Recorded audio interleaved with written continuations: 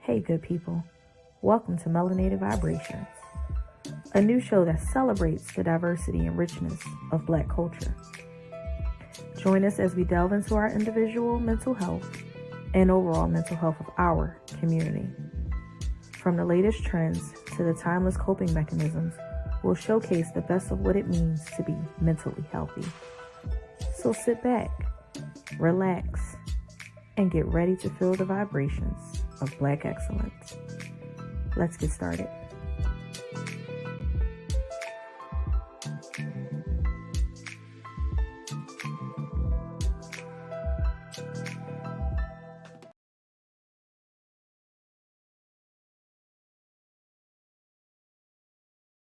Look, I'm so excited. I was muted. Hey guys, happy Monday. Welcome to Melanated Vibrations.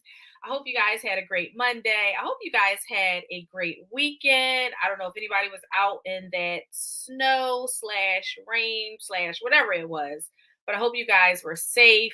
We are in the second show of the new year, and I am super excited, dropping some gems, some fire, bringing it strong this year for 2024. Oh my God, it sounds so weird saying 2024. Hey, Auntie Suge, I'm not sure if you got my message or not. Hey, Hannibal. But yes, it is 2024. It is the second show of 2024. It feels good. I feel like 2024 is going to be a great year. I can just feel it. I don't know. I feel like there's a change in the atmosphere. Something's just different. So we shall see. So hope everyone had a good weekend. Like I said, my weekend was good, very eventful. Got some housework stuff done. I'm back to the hustle and bustle of work. Definitely could use another vacation, some time off, but prayerfully I will be out at the end of January going somewhere to get some very much needed TLC and some double R's, triple R's, I guess, rest, relaxation, and restore. If it's double R's, we're going to add another R to it. We're going to make it the 3 R's. Rest, restoration. Yeah, rest, restoration, and restore. I like that. Yeah, we're going to put that there. We're going to get all of that. So, this evening, we are talking about something that I think has such a huge impact in the Black and Brown community. And so it is something that a friend of mine's actually inspired me to talk about tonight. So I'm super excited. Tonight, we are going to talk about generational curses and how do we break them? What are we going to do differently for ourselves? What are we going to do differently for our kids? Yeah, this is big exclusive. Not too much. Like, don't. There's always one that just got to mind my business. Don't do that. But we are going to talk about generational curses. And again, like how they have an impact. Hey, OG. How they have an impact on the Black and Brown community. How are we going to break them? What are some generational curses? Things that have just been like passed down to us from our moms and our moms' moms and our moms' moms, our great grandparents, all of those things. And what are we going to do different? So I actually put up a post and a couple on my page and in a couple of groups to kind of get in gear some people's ideas of what it is that they are going to do differently, what generational curses they want to break. And I am filling the answers and I'm going to share those with you guys. So today I am setting my intention. I am bringing into this space happiness. That is what I'm bringing into this space is pure happiness. I'm curious to know what you guys are bringing into this space tonight. It can be any array of emotions from happiness to anger to frustration. But drop it in the comments. Let me know what you're bringing. Tonight, I actually want to do affirmations. It is an affirmation short that I found on YouTube. So instead of a grounding technique, which this is honestly, it can still be used as a grounding technique, I'm going to share a video about powerful affirmations. I hope you guys love it and enjoy it and get something out of it as I did, because, it's a really, really good video. So let's watch. Things that work the best.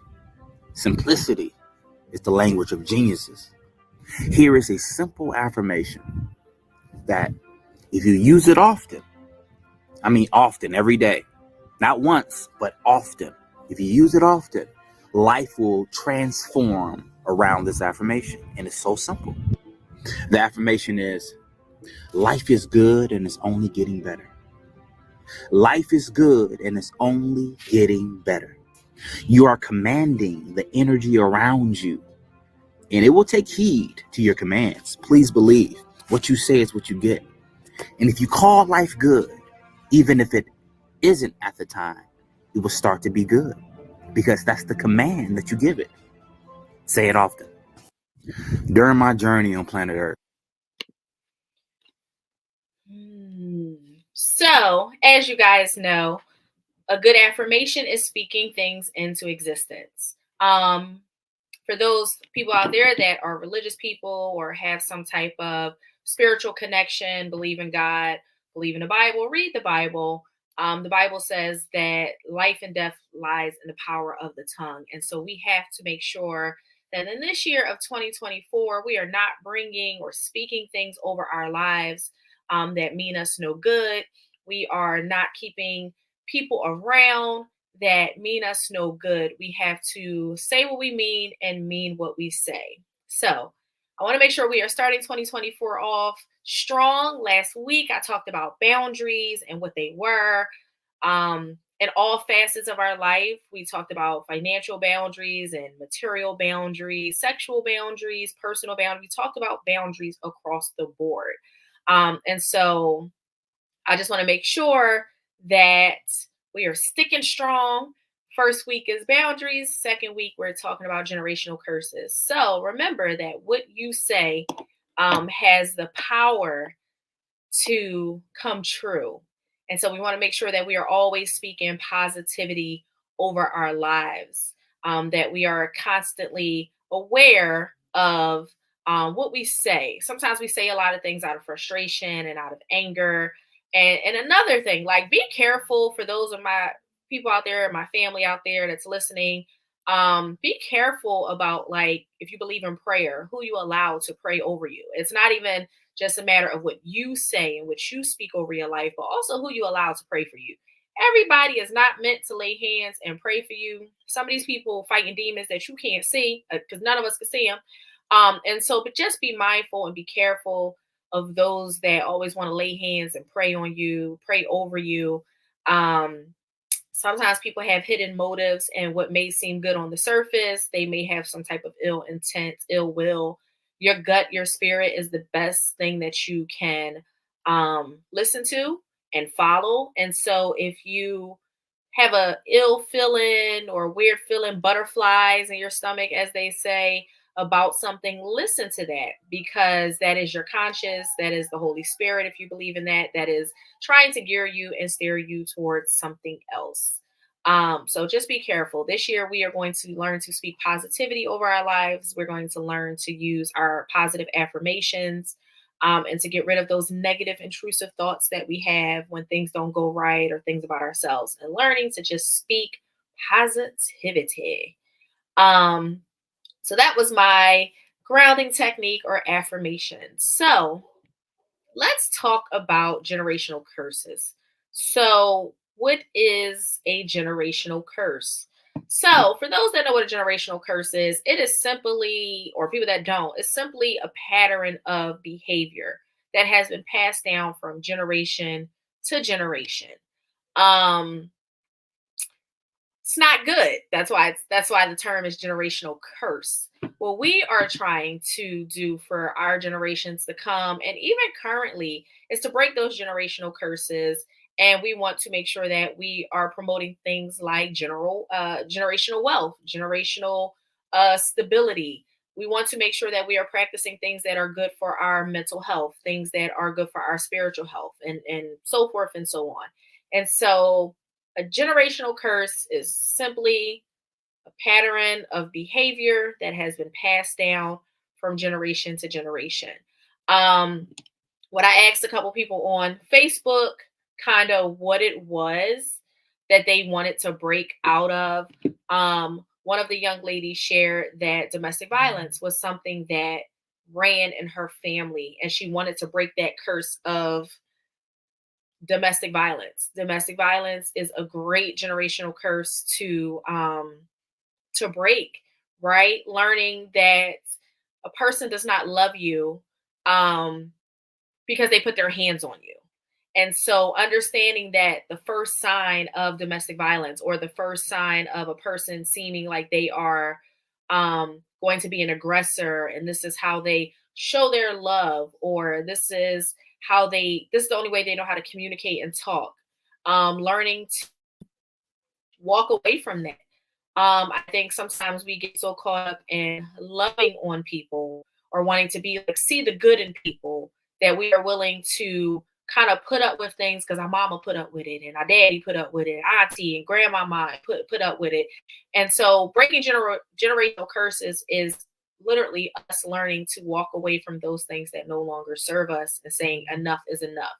It is about those boundaries that we are holding, that we talked about last week when we talked about boundaries. Hey, Tiff, I like Hope. Hope is good. Hey, love, thank you. Shout out to Tiff, who is always tagging folks in and sharing. If you are on the stream, make sure you tagging your folks in. Make sure you are sharing the stream. If you are on YouTube, on the Big Exclusive Network, tag your folks in, share the stream. Make sure you subscribe. If you're on Facebook, tag your folks in, share, and make sure you follow the page. Yes. Good. Yay. And my guest is here. She's not really a guest. She really is the other half of Melanated Vibrations. Told you guys she was taking a break, and she is on a sabbatical, but she had time today. Hey. Not on back, bitches, because we knew she was going to bring some dust. We knew she would just come in regular. She had to make herself an entrance when she came in. But I was just saying, like, about breaking generational curses, and how one of my followers shared that domestic violence is a curse that kind of runs in her family, and that's something that she wants to break. And I think that that is good. And I was just advising the good people, man or woman, because domestic violence does not just stop with women. Men are abuse of domestic violence as well. But again, like those, hey, Deandra, a person does not love you if they have to put their hands on you. And let's even get past the physical abuse of it. Sometimes I think when we think domestic violence, we just straight think like it's somebody just always putting their hands. But there are so many forms of domestic violence. Like there is emotional and psychological and financial and verbal violence that a lot of people suffer. So if that is something, I went litigation abuse, dragging you through court. That's abuse. Yeah. And that in itself is a whole psychological battle, right? Like mentally, you're anxious, you're overwhelmed, you're frustrated. It can get the best of you. It can literally suck the life out of you if you allow it to. And so we just got to make sure that we're identifying those things, making sure we're identifying those generational curses. So again, a generational curse is just a pattern of behavior, a negative pattern of behavior, really, that has just been passed down from generation to generation. And so in the year of 2024, we are no longer doing that. I bought my wine because, we just never know. Just gonna pour some of that. All right. I ain't gonna pour the whole bottle, but got me some rosé. So I wanted to show a video, and then I wanted to give you guys, I have a couple videos actually, but I wanted to give you guys like the most popular generational curses according to TikTok and Facebook. So I'm going to share the video, and then we're going to come back to the show. The first video I'm going to show you is how to break generational curses. So how do we do it? put this, so I'm just gonna say it the way that God laid it on my heart. There are many of you out there right now that God is calling you to be a generational curse breaker, right? There are things and stuff within your bloodline that needs to be broken. It does not need to continue, not another generation. But in order for that to happen, you're going to have to accept that is going to require you to get uncomfortable. It is going to create strain between you and those that you love the most. It is going to call you to have to challenge things that you would prefer to see and just stay quiet about because you've done that most of your life. Breaking generational curses requires confrontation because you have to confront the lies of the enemy that many people within your bloodline have been in agreement with for so long. So you're going to have to be the one to say, you know what? I don't agree with speaking like that. I don't agree with gossiping like that. I don't agree with listening like that. I don't agree with eating like that. I don't agree with drinking like that. I don't agree with raising my kids like that. You're going to have to be the one to come out of agreement. And that right there is how you break a generational curse. Comment below, I'm the one, because God has called you to be the one to break it.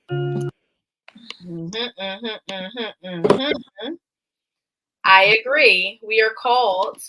And sometimes we are called and we get confirmation and different things like that, but we don't adhere to it. I don't know. How do you feel about generational curses, sis? Is there any generational curse that you are breaking, that you have broke, or that you are currently breaking? Things that you don't want to pass down to your daughter, my niece? Like, what's your perspective on generational curses? I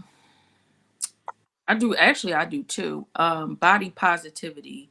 I swear, me and my sister-in-law was having this conversation, and we were like, growing up in the 90s, why was it always set on don't eat too much, or don't wear this, you're gonna show this, don't wear that because you too big for that, you too big for this, slow down eating, don't do this, don't do that. So my daughter is a lot smaller than I was at her age, so I don't like point at her body, but I make her be conscious not to always just walk around so loosely because it is a man in this house. But I do more positivity. You can't tell her nothing about herself. She's highly conceited. You just got to be around her long enough. She's very conceited though. That's because my daughter's chocolate. She's like Dom's complexion. She looks a lot like Dom. So she has like that chocolate tone. So I always make sure she know like, hey, my chocolate skin is really, really like pretty. Like you're no different than anybody. Nobody lighter, nobody darker, nobody nothing. You're fine as you are. I think the second one is hugs. We're not big on hugs. That's the majority, I say, in my family on my mom's side.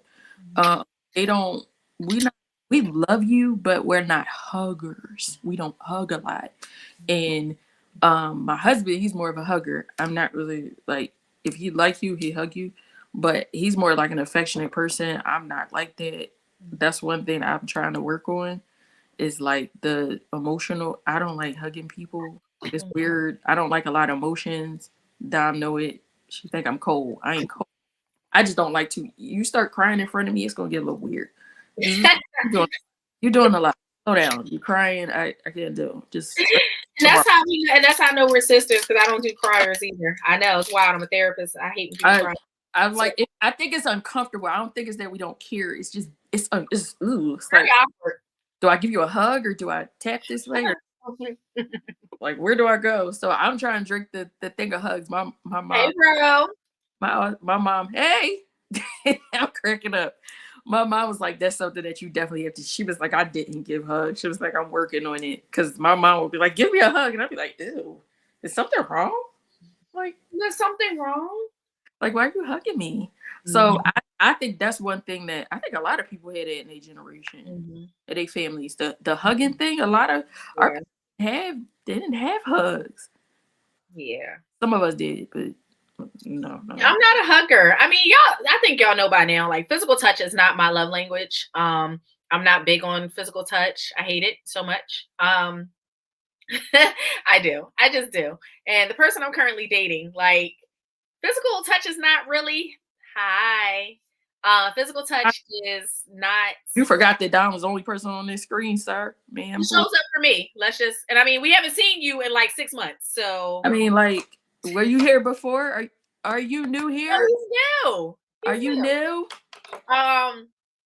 So for me, like, physical touch is not his love language, but he doesn't mind it, but it's not required. So I'm like, oh, I found somebody that I don't got to worry about Yeah, but my son is the complete opposite. You know, your nephew, he requires a hug a day. Yes, Will baby.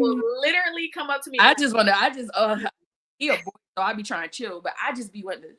Yeah, it's different. Because you don't gotta watch him all the time. So I am. Watch. He gonna come over here and give a whole bunch of hugs. He gonna I'm be over there. You just let me know. He can get an Uber by himself. That's all I got. like, if you my son, my nephew, he's now my son. If you put my Yes, I am dating down, bro. Hey, how you doing? Listen, I took some time off. And now I'm back with jump off. But seriously, like hugs are not my thing, but it's something else. Like the very first thing that you said that I think is important, that is something that we grew up in the Black household with, the weight. Mm-hmm. Black household will make you feel fat. So either fat or too skinny. Like they will make you feel so insecure about your weight that I see why people develop eating disorders. I honestly do. For me, I was the opposite. So I was skinny all my life. And I know that sounds great, right? Oh, you're skinny, you got a high metabolism. It wasn't. It wasn't even what you think it would have been. Click on you. It's like, oh girl, you need to eat more. Child, is you eating? Did you get enough? You want a second plate? If I want a second plate, I would have got a second plate. Like I don't want no more. I barely wanted this. Let's be honest. You don't make good potato salad. Like just stuff like that. And I feel like, respectfully, I don't know if they're watching. But I feel like potato salad is nasty. It's nasty. It's nasty, baby. These potatoes is too chunky. But I just feel like in the Black community, that is a generational curse. Body shaming, before we gave it a name, before it became popular on social media, is a generational curse that is literally passed down from generation to generation. And unfortunately, because it's passed down, because society is so stuck on European standards of what people should look like, it's like if you don't look like the European standard, then something is wrong with you. I always tell myself, like, I don't care about the BMI. And my son just went to the doctor's recently, and his doctor was like, oh, you know, he lost 4 or 5 pounds. He needs to eat breakfast every morning, and he needs to start drinking milk. And I'm like, we don't drink cow's milk in my house. We drink almond milk. I'm not drinking that. I don't want all of that steroids and crap that come with cow's milk. My son stopped drinking cow's milk at 1. It makes you right. And it makes you sick. And then we wonder why our throats are filling up with mucus. It's hogwash. Absolutely. Completely agree. And we wonder why our body is breaking down because the stuff that we are putting into our bodies. And so his dad took him to the doctors. He texted me and said that. And I was just like, 4 to 5 pounds. Like he's 9. He's an athlete. He's going to be tall. Like his dad is 6'4". He's going to be tall. His grandfather is 6'7". Like he's going to be tall. He's going to be skinny. He's going to have broad shoulders though. He just got done playing football. We had about a month off of football and we're right back, and now he's playing winter basketball. And then after winter basketball, it's baseball. And then after baseball, it's going to be summer basketball. And then we're back to football. So it's like, I'm not really sure how much weight you think he's supposed to put on him. Muscle, yes, but weight, no. And so I think in the Black community, that is a curse we got to break. We got to start telling our babies. Oh, and stop locking snacks up. I've seen people lock snacks against. Wow. I don't do that shit in my house. My daughter's about to eat whatever. Just say that you ate it, so I know to replace it. That's just my only problem. But I don't care what she eats, as long as it's not unhealthy, and she eats very healthy. She eats very bougie. Yeah, my niece real bougie, y'all. Let me tell y'all, she be at Chima's. Favorite place to eat. They're going little Budokan dates. She be getting, surf and turf. Yeah, I blame my mama. Listen, apparently I'm the rich auntie. I'm not that rich, so. Let's just exit that. We're going to go to Chick-fil-A. That's all I got. Okay? Now I got Chima's money. I'm going to on there. Listen, my nephew is allowed to eat whatever he wants. I mean, and he is. It's just your nephew, when he eat his snacks, child, he don't just eat one snack. Like, he get 12 snacks. Well, I got enough snacks for 4 kids in my house right now. I used to have that amount of snacks until I realized your nephew going to go grab 12 snacks at a time. Yeah, boy. Yeah.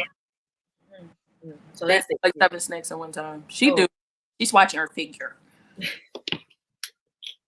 And stop telling these girls they got. I seen a video of a little girl. They said, oh, they gave her Slim Tea. They told her she was fat. Yeah, she was like a little pudgy, little cute little thing. She was round. She kind of should have lost weight, but the way she was like, "Oh, Slim T, this is what I wanted." Somebody from off the internet sent it to her. You send my child Slim T, I'm coming to your house. Slim T. What the fuck is wrong with you? Why would you send my child Slim T? They sent that baby Slim T through the mail, and they told her she was too fat. Because they said, and they were like, "Yay, she needs to lose a pound or two." That's what they said. Some people do allow their children to overeat. I have seen it. Mm-hmm. I think it's wrong. But I was always. Are y'all seen it? I didn't see it. I gotta go find it. You seen it? I was always chubby, but I was always active chubby. I could always move, like light on my feet chubby. These kids today are just fat. I'm gonna be honest. I hate to say it, but they're just fat. They on TikTok all day. They not outside playing and working out and being active. I like to run. I like to do all those things. I was just heavy because that's just the make of my body. Another thing. I think we need to realize that. Like, some people are going to be heavier, some people are going to be skinnier. When I finally picked up like my grown woman weight, I was so happy because I had been skinny my entire life. Like, I couldn't get past like 135 was the highest. Even when I was pregnant, I gained 33 pounds my entire pregnancy and then lost all of it. Stomach went back on flat. I was happy about that part. Can't get it flat now. That's not the point. But then once I picked up like my grown woman weight and I started to get to like 160, and I was like, "Oh, I like this. Like, this is nice. This is nice. I love it here. Like, I really like that for me." And I think the biggest I got was 195, and I was like super happy because I felt like I was filled out everywhere I needed to. Stomach could have just went. The stomach ain't have to tag in. Like, I didn't ask for that part. But you know, it's a nigga out there that love the fupas. So that's just how I look at it. But I think that, and I remember going to my doctor after like the weight pickup and her saying like, "Oh, you know, for your BMI," it's like, here we go with this shit. She was like, "For your age and your height, you're going to have to lose some weight because this is how much you're supposed to weigh. And you are well over that." And I just looked at her like, I'm not losing the weight, man. They told me I was like, I was morbid. Don't they make you feel obese? They told me I was really morbid. I was like, I didn't know I was morbid being in the lower 200s. Really? Agree, auntie. Locking up snacks is abuse. Mm-hmm. Thank you. Get the like the. Mm-hmm. I call her fine Auntie Sugar, because I was watching in the background. They had that video of her. She had to come snap on you bitches one time. Yeah, me and Auntie follow each other on Instagram. Mm-hmm. Y'all better go and follow us. Stop playing with us. I got to follow Auntie Sugar. Mm-hmm. And so, like, now I like my weight. Like, I like the hips and the ass and everything that comes with being a Black woman. Like, yeah, slim thick is, I guess that's what I'm considered. But no, I just hate the fact that my size is like now publicized. Because all you bitches that had something to say is built like SpongeBob. And all you niggas that had something to say, we already talked about this. You look like the fucking lunch lady at the middle school that I was working at one time. Not the lunch lady. And this is why my sister got to come and do guest appearances every once in a while, because y'all know she going to bring the dust. She going to say whatever she wants to say. I'm just saying. We had a whole conversation. I said about one guy. I was like, I really had like a crush on him so bad. I hope he never figure out who this is. I had like the biggest crush on him. I just thought he had the best smile, best everything. He used to curve me and shit. We was friends, but he used to curve me. And then I got married. He was like, "Oh my God, you got married. No, your stomach is hanging low to your fucking balls and you're mad." Pick them up, sugar. Can you pick them up? Do they? Who said you was gonna send on this link? What? That's wild. That's nasty work. It's out here. It's ghetto. That's so ghetto. Crazy. You gonna send them the link? So you gonna send them the link? Tell them how you really feel.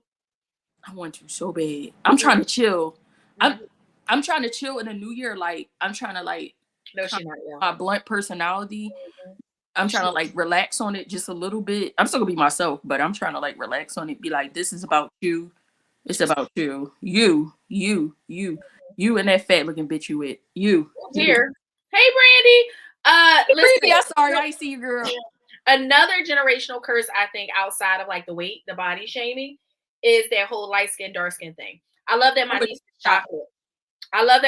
chocolate. But I think that is a generational curse that we carry down. That is negative behavior, a pattern of behavior that we continue to pass down. Colorism is a thing, and that is a generational curse. We gotta stop that. It don't matter if you are light, the lightest of light, albino lights, or if you are the darkest thing since the street has been created. You are beautiful. We come in so many shades. Colors. So many colors, so many shades, and every color is beautiful. And I'm tired of that generational curse of like, so everybody in your family light skinned, so they pump your head up to have you just thinking that like you the best thing since sliced bread, and so then you put down everybody else that is in the same race as you because they're darker. It's like, so it's just you, and it's only you, and it's nobody else, and the rest of us is just ugly ducklings because we brown skinned. All light ain't cute though. Curse that I hate. Every light ain't cute. And that's another thing, because some of y'all bitches be out here. Excuse me, let me not call y'all bitches. Some of y'all light skinned y'all people bitches out here just think y'all the just Lord Jesus and just out here looking like a real shit. I don't know, because I don't get that from like light skinned women. I don't know, because my family is divided. Some of us is light, some of us is in between, some of us look like me, and some of us look like my daughter. But we all different shades. But some of y'all got to stop it. Oh my God, and the dark skinned ones, I'm sorry, that's the ones I had the most trouble with. I mean, no harm when I say this. Some of y'all is nasty as shit. Y'all change y'all attitudes, like for real. I didn't do it to you. I know you're dark. I'm a little dark too. I'm not mad at nobody for saying I was dark. Get over it. Like that shit gets on my nerves, because they have like the worst personality sometimes. And then the light skinned ones, they'll be like, oh well, you know, they just like, it was a light skinned girl. We was in the store. I think she thought Deanie was by herself, and then I thought she wanted us to be friends. And then she kept talking and talking. And then light skinned girls do that. They want a lot of attention sometimes too. Not all of them, but some of them. And I just started, and she looked at me and looked at him, and I just started laughing. I didn't know what else to do besides bust out laugh, because I was like, she's being light skinned. I'm gonna just let her be light skinned. I'm gonna let her be light skinned. I light skinned people all the time, but I really mean no harm by it, because again, we are all African Americans. We just come in different shades. Like when they brought her over there on the boat, and that's it. Yeah.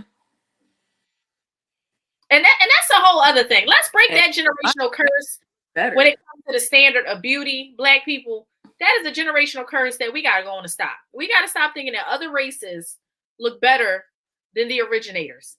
Okay? There was black women, and then there was everybody else. Okay? Let's just go and put that out there. Y'all don't believe me? Go on and get them history books. The right history books, though, because some of them, they washed down, water, took stuff out, so you can't believe everything in there, like Christopher Columbus discovered America. That shit's wild to me. But and I love that for your mom. I really do, Deandra, because I'm pro-black. I'm everything black. Hence why the show is called Melanated Vibrations. I got into a whole back and forth with somebody on a post probably about a month ago, where somebody put that their therapist told them that people that sleep with noise in the background and the fan on, like white noise and the fan on, are people that have abandonment issues.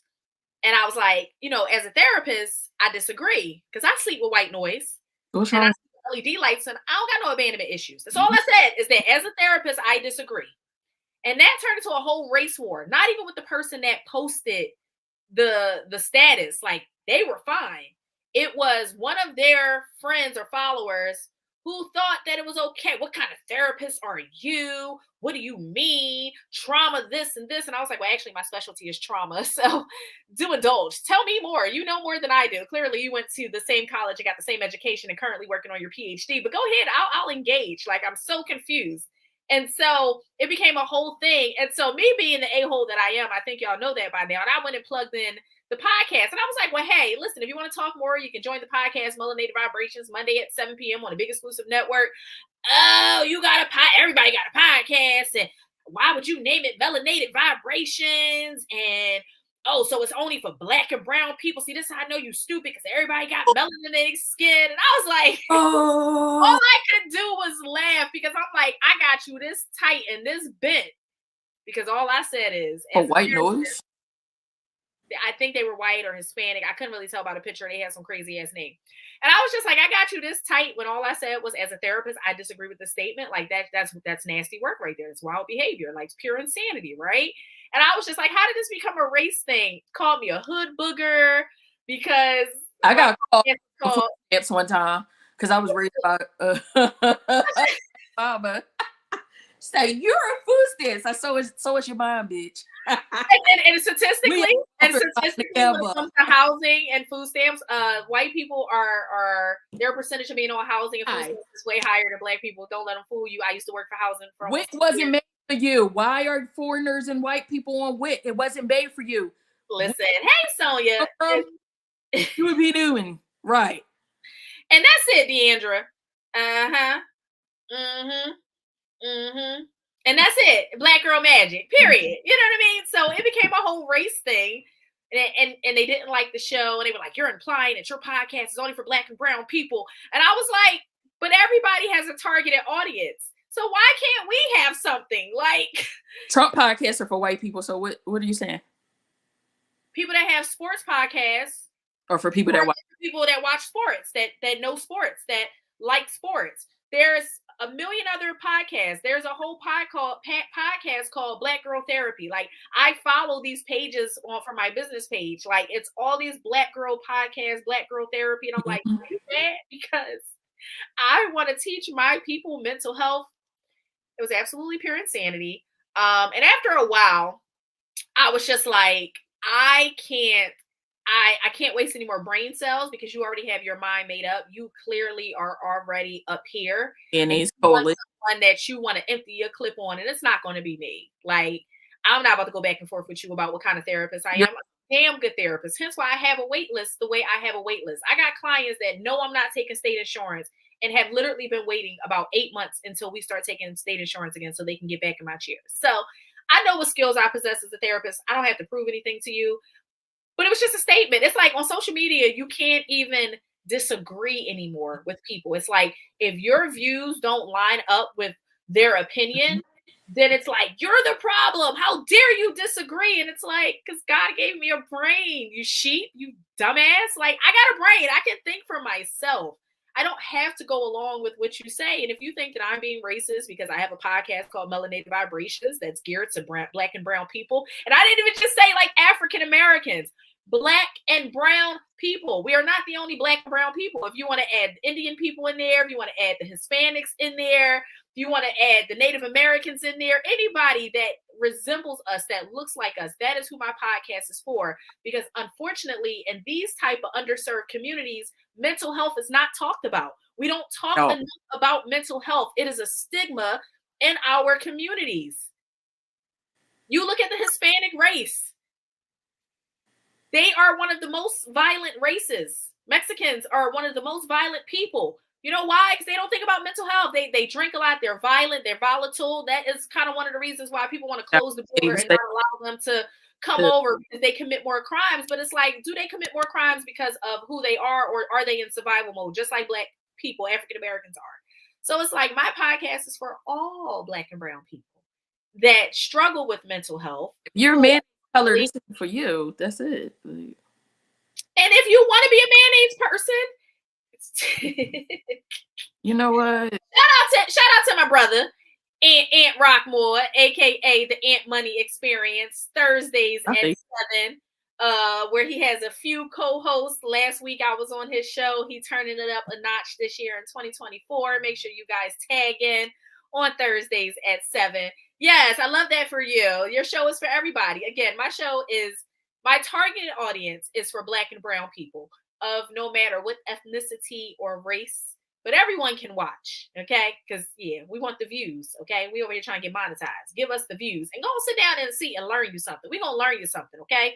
You know, you got people out here that got black and brown friends, and they don't understand the struggle of what it is that we go through on a daily basis with mental health and how we are always traumatized and re-traumatized. I mean, every time a black and brown person, no matter if they're African American or Hispanic, gets killed by a police officer for just being black and brown in America, that's vicarious trauma. We are living through that. We are experiencing that. We are exposed to that.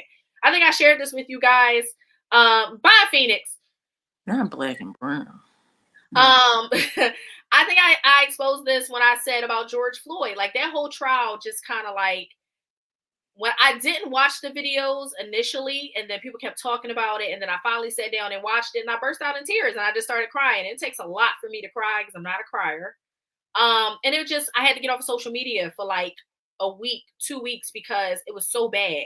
And I was like, how do y'all do this? Like, how do you, I had to follow, I unfollowed No Gun Zone. Like, it was a couple pages on Instagram that I had to unfollow for my own mental health. But where do we go to talk about those type of things? So we have to have safe spaces for us to talk about it. Creative and like stuff in my mouth like I was a damn chipmunk, and say I gotta go to the bathroom just so I could put it in the toilet because I didn't like the way them eggs was made. That's a generational curse. We gotta stop doing that. Stop forcing your kids to clear their plate before they get up. Mm-hmm. Just don't do that. I'm not telling anybody how to parent. What I'm saying is that is a generational curse. I think that kids are not going to like everything. As an adult, you don't like everything. If you go to a restaurant and you don't like something, what do? For most of us, I'm gonna send it back. You know what? This is not what I thought it was. So forth and so on. But then there's some people that will keep it on their plate and just smile and wave and pay for it, even though you didn't touch it. Yeah, that's a generational curse, and we got to stop doing it. So I don't like that one. Another popular one was I let my kids ask me a million questions, and I try to answer them without the because I said so. Oh yeah. That definitely was one in the household, because I said so. Not mine. Yeah, I know I've hit my son with that a few times, but I try to explain to him if he asks a question, even though you know your nephew about to ask 12 million questions. I try to answer all of them, but after like the 37th million questions, sometimes it is just because that's what I said. Okay, Joseph, that's what I said. Another one. Wait, Phoenix. How we get here? I don't know. Let's be respectful, Phoenix. My man is watching. Okay. He's not my man yet, but that's not the point. Okay. Wow. Sorry.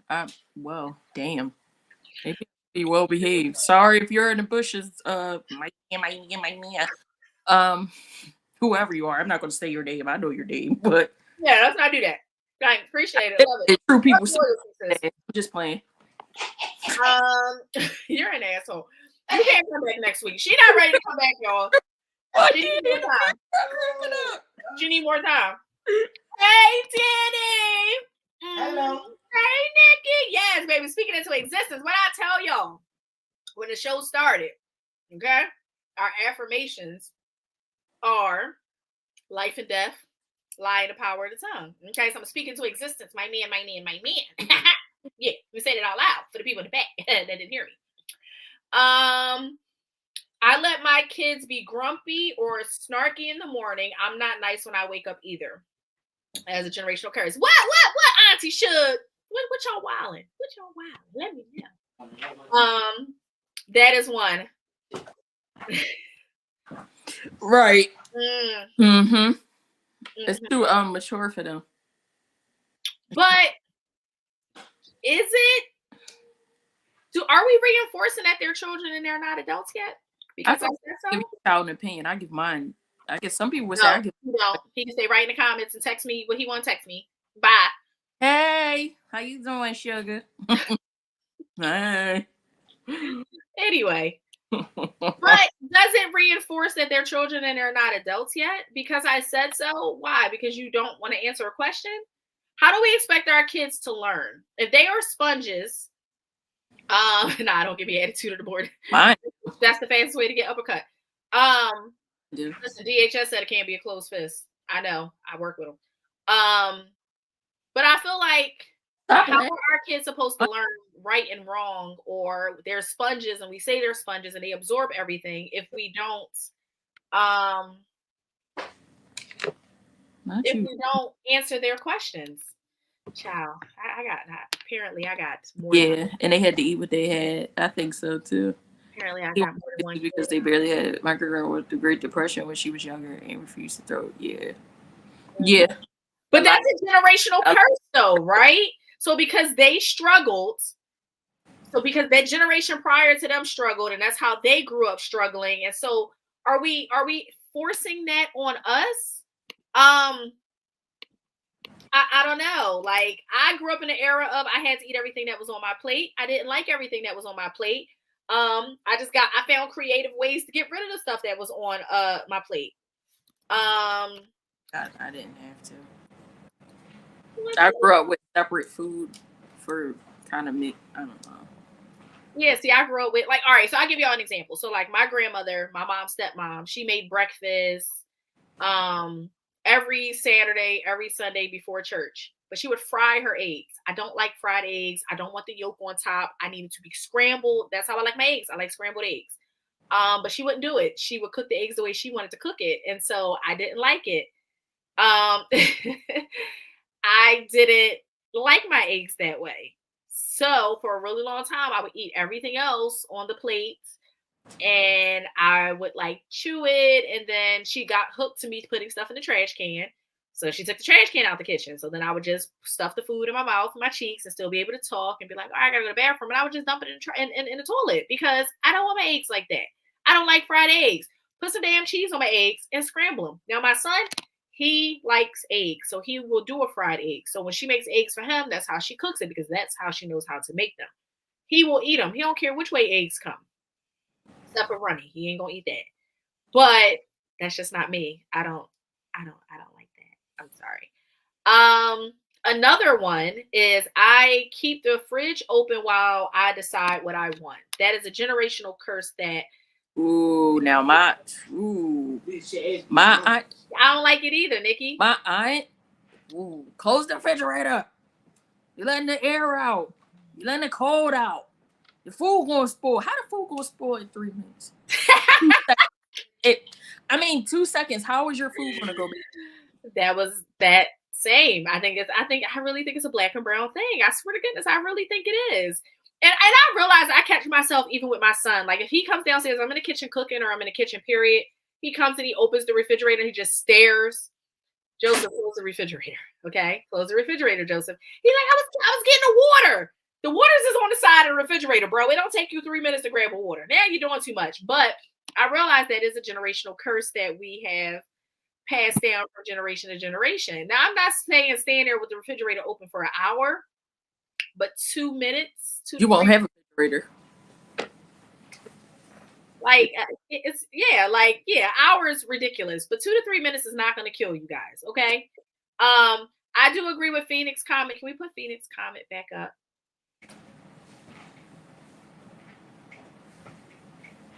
So, yeah, I do agree, right? Like, let's answer their questions. And I know kids are going to be kids, so kids are going to be like, but why? But why? And so I'm not saying we got to go through all of that, but the whys and stuff. But, like, my son is very inquisitive. Like, some damn Libras, yo. I'm trying to tell you. You cannot just say anything to a Libra. I don't know if y'all got Libras in y'all lives, but Libras are very big on words. Words have power and words have a lot of meaning to them. And so if you say something, whatever word you use, you have to be very specific in your delivery with your words because they are going to overanalyze every single word that you say to them. That is how my son is. He is very literal. So if you say something to him, I hate all Libras. I'm just kidding. I love the Libras. I need no text messages. I'm just kidding. I'm raised by Libra. Everything. I'm just kidding. That's it. Nothing else. Either say it or don't, because I don't got time. Hurry the fuck up. That's why I'm like that. That's raised by Libra. So wrong. To question everything and hold me accountable. Yep. That's what I say. Teach everything. I agree, Nikki. But I think with our parents, we weren't allowed to do that. And so, speaking of Joseph and snacks, I got cameras all in my house. I just got a notification that Joseph is coming from where our snacks are. Because I'm on the middle of a podcast and I can't see that he went and probably grabbed 4 or 5 bags of chips. Come get your nephew. Joseph, sit down, bro. Agree. Like, I can't hear you opening the chips. Yes, Libras, but they are very inquisitive. Like words are very literal to them. And so when you say something, you have to better follow up. I've literally said to Joseph, like, yo, go sit down somewhere. He's like, I'm already sitting down. Boy, you know what I mean? Like, so I have to choose my words very wisely when I speak to my son, because he gonna hold it. He gonna hold it. He gonna hold it near and dear to my heart. The other one is, I don't know if I really agree with this one, but this is what a popular one is. I wear pajamas all day. I wear pajamas all day sometimes, and so do my kids, and I refuse to feel or make them feel guilty. Apparently, that's a generational curse, a popular one on TikTok. Mayonnaise people shit. That's some mayonnaise people shit. I can't stand that. I grew up in a generation where you get your ass up, you wash your ass, and put on some regular clothes. I don't care what you put on. I agree with that, Phoenix. Wash your ass. I agree with that, Phoenix. There is a difference between learning and then your child literally questioning you on every decision you make. Absolutely. And I think as a parent, you know the difference when you know your child. Weekends are pajama friendly. Listen, and so on the weekends, my son and I really don't go anywhere. He's a boy, so he dirty. He don't even want to wash his ass. Like, what's up with that? We're going to have another show about that. What's up with y'all? Like, maybe, I don't know. Just hear whole back and forth. Like, he don't want to wash it. I'm not going anywhere. Why I got to wash up? But you got to wash your ass today, bro. Like, I take a shower every day, whether I'm going somewhere or not. It doesn't matter if I'm throwing on tights and a t-shirt. Like, you got to wash your ass. But weekends are pajama friendly. Like, there are times where he don't really like pajamas. He'll start with pajamas on, and then somehow he don't have nothing on by the end of the day. Definitely should have been born in like Nigeria somewhere. He's going back to his roots. But I think weekends are pajama friendly. I haven't on clothes. He hates clothes. He hates clothes. And I'm be honest, I hate clothes too. That's the very first thing I take off when I come in the house is my stuff. Like, I hate walking with clothes. I don't like shoes for real, but I will put slippers on, or maybe some fuzzy socks. So yes, I agree. Weekends are pajama friendly. All right.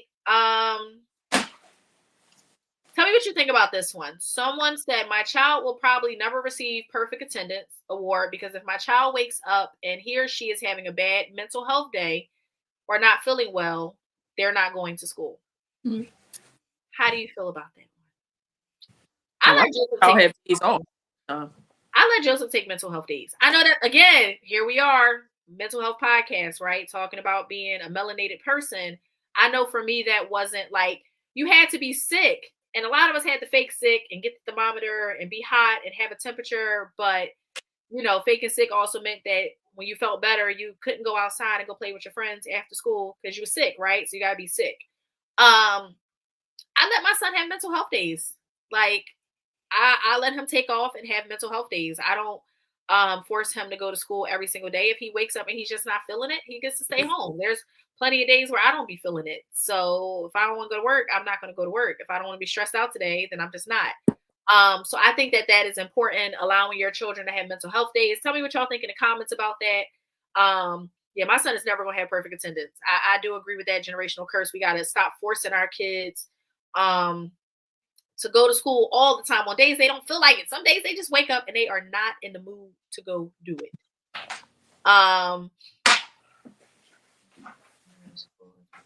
See, and that's another thing, Nikki, right? Like, no school on birthdays. I don't go to work on my birthday. So why? I believe that our kids, I think kids should have mental health days. Mine like to go because she like to tell everybody because that is her birthday. It's her birthday. Be nice to me. I don't give a shit. So. Yeah, I mean, it depends on what day my son's birthday falls on. Will determine if he goes to school. Now, if he does go to school on his birthday, I'm sending cupcakes and we might be doing pizza for the class and stuff like that. The other one is I ask what my kids want for dinner instead of expecting them to eat what I want. Mm-hmm. As y'all heard, that's been a thing of my sister since she was growing up. I didn't get asked that, but I do believe that is a generational curse. Don't force your kids to eat something that they don't like. This is why people have phobias. Kids grow up to have food phobias. Now, for the most part, everything I cook, my son eats. Yeah. Okay. But when he does, I know you're going to give it to him, Nikki. Depends on what school you go to, sugar. Anything useful past 5th grade depends on where you go. Agree. Like, yeah. Right. And they don't, because this is the thing. If you send a kid, what I've learned with my son,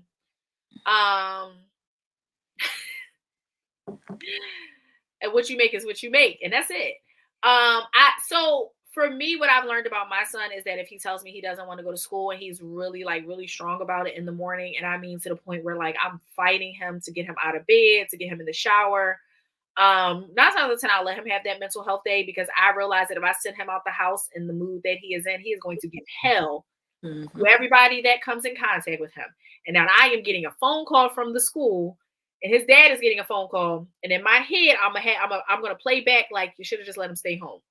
Now I don't do it all the time, because I realize that, again, the damn Libras, very manipulative when they want to be, to get what they want. He will try to manipulate a situation. Like, my son is very smart, and he knows what he can and cannot manipulate. And so I try not to like be his therapist, Nikki, because it's like I'm your mom, but of course I'm always in mommy mode, right? But then I do become in therapy mode. And so we have like feelings wheels.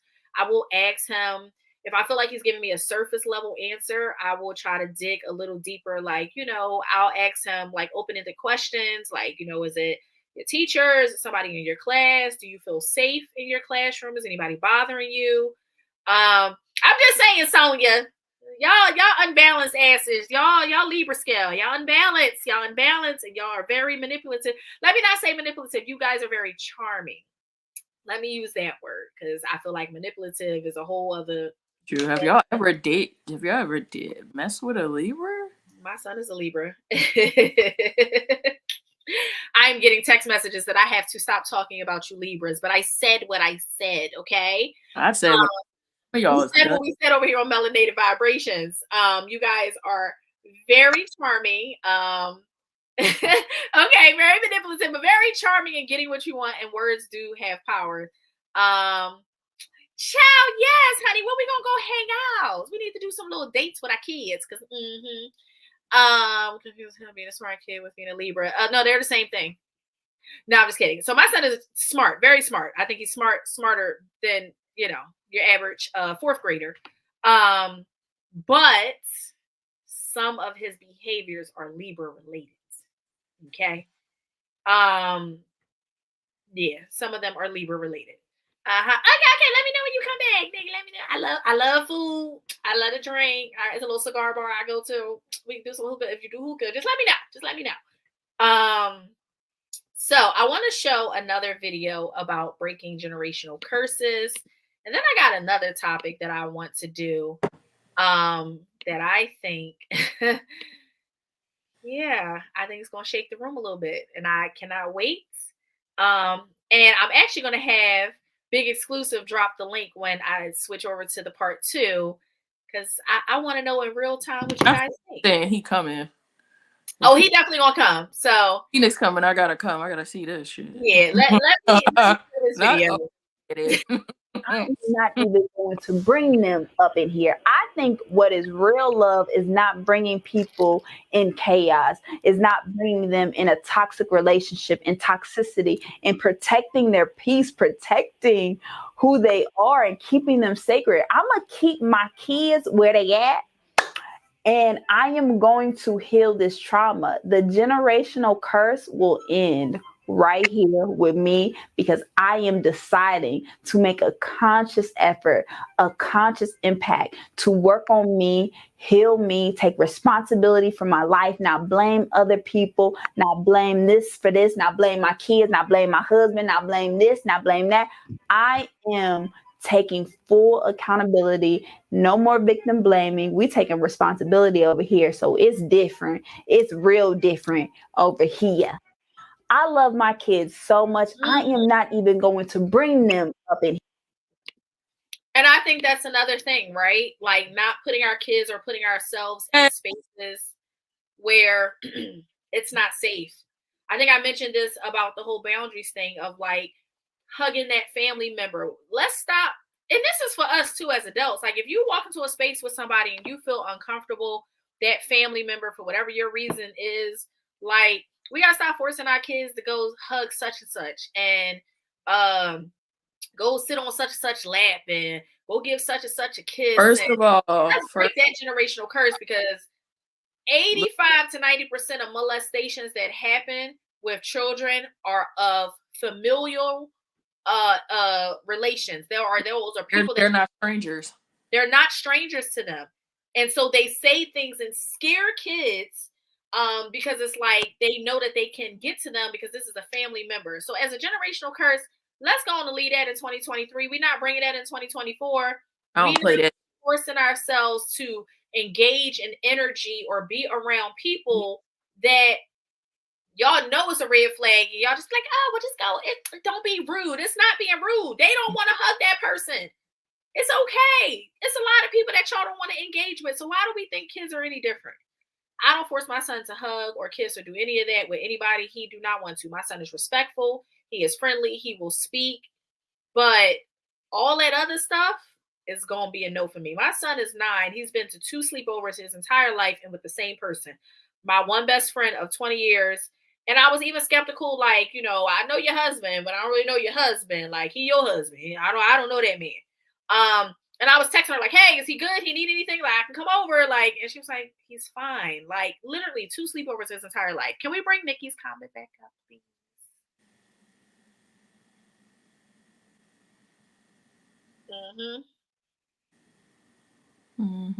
Absolutely. And there's no handbook on how to be a parent, right? There's no perfect way on how to be a parent, right? Establishing boundaries. Absolutely. And I'm sure, Deandra, you see this all the time, being in child welfare with the profession that you have. Like, it is with family members. It is with somebody close to the family. And so we have to establish that boundary. They are little people that we are teaching to be adults at some point one day. And so why not teach them how to establish boundaries at this level? We can't scream, you know, boundaries or fairness, and we don't even teach the people that God gave us, that he lended to us. Like, these children that are given to us we're borrowing them. They don't belong to us. And so our job as parents is to pour into them. Our parents' jobs were to pour into us and to teach us everything that they knew. And yes, they're going to make mistakes, but yeah. And that's real stuff. Never seen Color Purple. Like, all my life I had to fight, but that's real stuff. And so it's just like learning to establish boundaries, learning to say no, breaking generational curses. That's all I have to say about generational curses. Do you have anything else you want to say about them? Okay. We just got to do better, Black folks. Hey, say. We got to learn to do better as Black and brown people. We have to stop just going with the flow of stuff because that's what we've been taught. Right. And kids know, right? Like, kids, babies from infancy, they know when somebody's energy is off, when somebody has a bad spirit, when something is attached to them. They just know. We got to learn to start listening to our kids. And even if our kids can't talk, their body language will say enough. And even just learning to create a safe space for ourselves. I tell you all the time, and I said this before the holidays, like, the holidays is a time where we get around family that we don't even like. But we be here around these people, and it's okay if, you know, that cousin, that uncle, that aunt, that's just gossip. You don't want to get into all of that with them. You know, hey, auntie, listen, not today, honey, not today. Big Ro, I can't take you serious. I don't even know if this is a true story or not. Exactly. We have to listen, no matter who it's coming from. Making sure that we are creating a safe space for ourselves and our kids. All right, so I want to switch the topic from generational curses to a video that came up on Instagram. I found it on YouTube. Came up on Instagram. After the video, I do want Big Exclusive to drop the link, and I want to see who wants to come in and talk about it. But the video, I'll set the scene, is about I think it's like 6 friends, 5 women, and 1 guy that goes out to dinner. And the one guy is there with his wife, and it's one of the young ladies' birthday. And so the check comes, the check's like $700, and everybody at the table is expecting the one man that is at dinner to pay for everything. And what he said was, can we get separate checks? He said, I'm paying for the birthday girl and I'm paying for my wife. Didn't go over so well. People started leaving. I have a lot to say about it, but we're going to watch the video first. Yeah. Thank you guys so much. Oh, no. Can you separate it? I got the birthday girl and my wife. Separate checks. Wait, I'm sorry, you're the only man at this table. Why are we doing separate checks? It's all women here. No, but I'm not responsible for paying everybody. I got the birthday girl. You invited everybody. You invited all of us. I didn't invite you. Ernestine invited you. Okay, I'm responsible for who I brought. Okay, you're the only man at the table. I'm sorry, hold on. We was all doing Russian roulette, paying for credit cards and all that. Now all of a sudden you want to split checks? We're doing split checks, That bro? was 2021. Y'all okay? wait. Things were different. But I didn't sign up for that. Okay, there's nobody else doing the. I know we ain't got shit. I know. Wait a minute, y'all. Hold on. This is my birthday, for real. Okay, well, We're I not- got mad at me because I didn't have anything. No. I didn't get But you It's still Donnie's paid. birthday. Wait a minute. We're not doing this. But you No, paid but you though. sat So at you the still. table. You don't pay for a seat. Okay, well, yes. No. Listen, There's I don't gratuity care. and everything on this I don't care how y'all Wait, do I it. didn't order the food. I just showed up. Well, I'm sorry. Dave, but you always pay, like, you're the only man at the table. You're not going to pay the check? If it's- What? I'm not obligated. I got my whole family. It's $700 for this whole table, and it's my birthday. This is your podcast co-host. It's This is your only best friend. $700. It's only Shan. You being cheap. Are you kidding me right You're now? honestly being cheap right now. Okay, first No, of all, if that was the case, I'd have just took you out are for you lunch being with your birthday. Dre? Are you gonna let him sit here with a whole table full of women? I really feel like it's not his responsibility. And when y'all get a husband, I'm married. I'm sorry. I have a, Oh. I do have a husband though. Hold on, wait a minute. Thank y'all. No, so not, Get you dick. it's the birthday, but Y'all let's y'all, so we gotta embarrassing. chip in. We're good. Y'all are so But embarrassing. you can. Let me get You out need of to leave. here. Not us splitting checks. You need to leave. I'm not paying for anything. That's what I'm not paying for anything. No, He's you the man ate. at the You had table. a couple drinks. You know what? That's some bull. I'm not paying for anything. I'm gonna tell you tomorrow. No, he's the No, man at the table. yo, He wait, needs to pay. Can you please separate the checkbook? No, because I'm saying that's ghetto. Like, you don't come to no establishment like that talking about splitting checks. I don't do that. I don't split checks. That's Thought really you were ghetto. the podcast king. Thought you were the podcast king.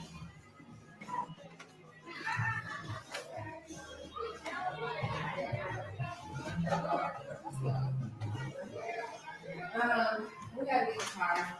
It's not here, so we'll go to That's ghetto as hell. Like, I can't do it. When you get money, like, you just supposed to take care of stuff. Like,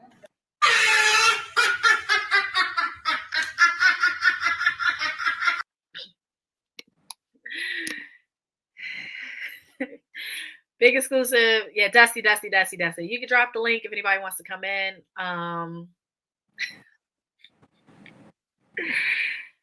Sis, I know you got a lot to say, so I'm going to let you go first. Come on in if anybody wants to give their 2 cents. All right, I'm married, so I can come into this. Mm-hmm. So you give the married perspective.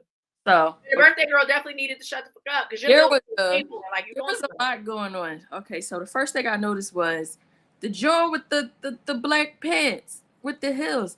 First of all, that bitch is built like a man. She should have She paid. built like SpongeBob SquarePants, and she couldn't walk. She's built like a box Chevy Vidalia onion, green pepper.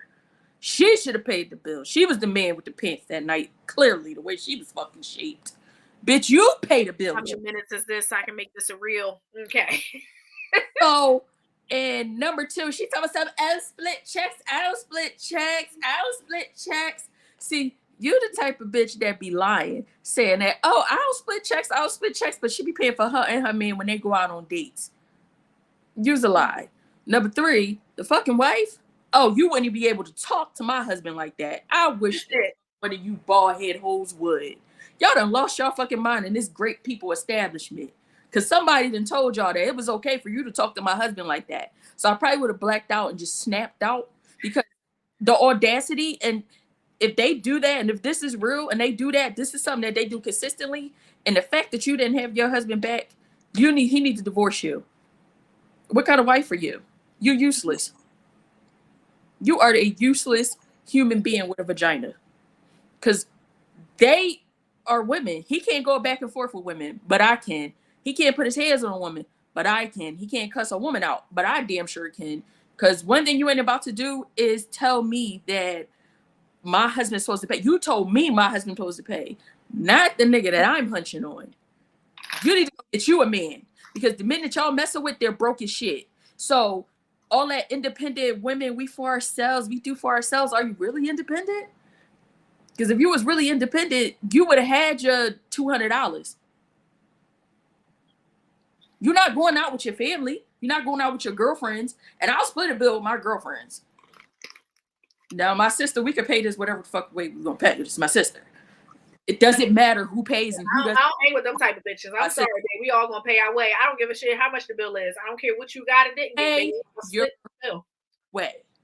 If you knew that your ass couldn't afford this restaurant, that restaurant don't look that pricey. If you knew you couldn't afford it. Hey, baby, because I was waiting for you. Because I was waiting for you. Yes, I was. I had to get up. I got my computer. I had to get my webcam. I was like, I got to hurry up. I got to plug in. I got to plug in. That is. They said because he was a popular man, he had money. That's ridiculous. First of all, when you go out for anybody's birthday dinner, the only person that should not expect to pay is the birthday girl. Right. Point blank period. So I feel like them going out with no money, like that's broke bitch shit. Going out with no money. Bitch mentality. Like it's ridiculous. And then the wife, like it's only $700. Bitch, what? That's somebody's damn rent or something.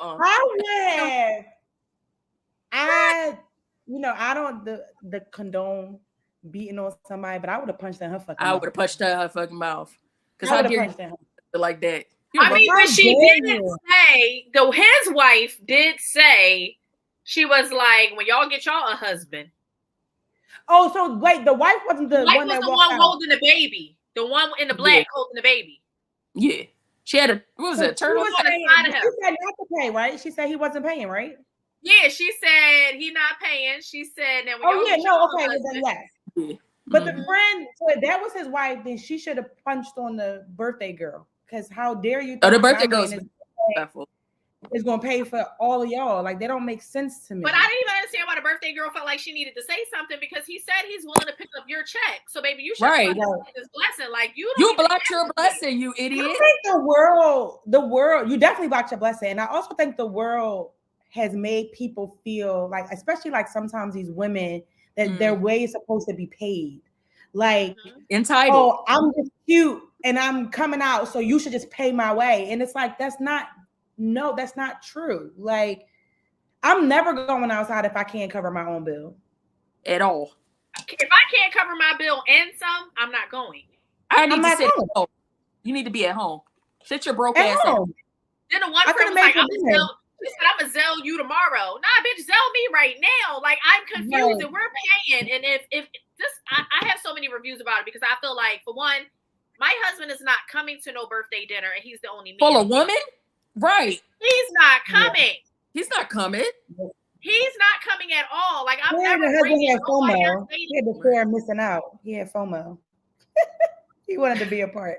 He needed to stay his ass home, because now you put yourself in a situation like this. But I'm not bringing my man out to be the only man. And then the expectation is, you talking about we used to play credit card Russian roulette. Baby, that was in 2021. This is now 2023. Like, this man finances changed. He there with his wife. They look like they just had a baby. That baby was still kind of young. Like, that baby couldn't be put down and walk. So you don't know what's in that man's pockets. But I also think, like, the expectation is, did we talk about this when we went out? Did she say the king of pockets? Y'all heard that? King of pockets? She said, you invited us. And he said, no, such and such invited us. So I think that should have been a conversation. And it seems as if this is probably something that they have done previously, where he was the one who handled the check. So they're like taken aback, like, well, why all of a sudden now you don't want to handle the check? Which is wild to me. I don't understand. But again, when you set those expectations, people just expect that. It's a thing where it's like you didn't. I don't know. I just feel like there was no clear line of communication. Like, I don't know when the last time they all hung out, and maybe the last time he paid for everything, but you can't expect that every single time that the only man at the table. Wait, hold on. I understand that some women have privilege that others. I agree with the last part, but I don't agree with the first part. I'm gonna be honest with you. Who planned this? So, no. It sounds like the birthday girl is the one that planned it. Wait, go back to her comment. Did I read it wrong? She said some women have privileges that other women don't have. What do you mean by that? If you mean that the privilege is some women because of how they look or their shape, that I don't give a shit if you're the most beautiful woman. I don't care about that. I don't care if you come. I don't care if you Beyonce. You're paying for your own meal.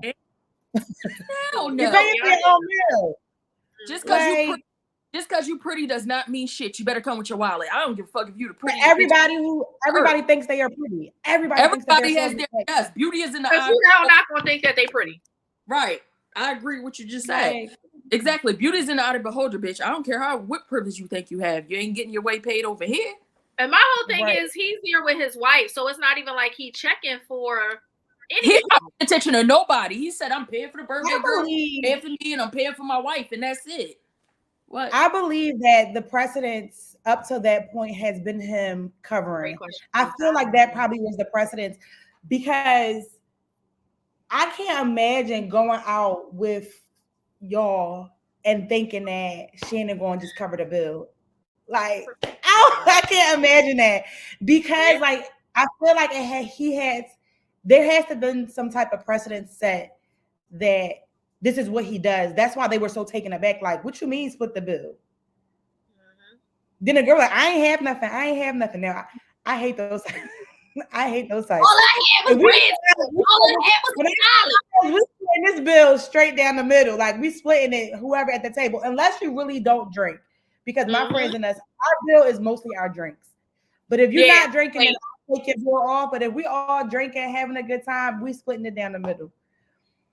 That was sad. I just don't understand why he was the only man. I just don't understand why he was the only man. Like, let your wife hang out with her girlfriends because y'all all came to that dinner. That's a whole nother podcast for you.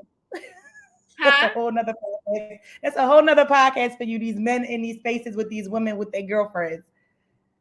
It's a lot. Like, unless this is a double date, because the one girl was like, when she said until y'all get y'all husband, she's like, well, I got a husband. Then your husband should have sent you out the house with some spending money. That's what he should have did, baby. He knew you was. Well, he should have came and been with the other husband. Because why he around with the other husband?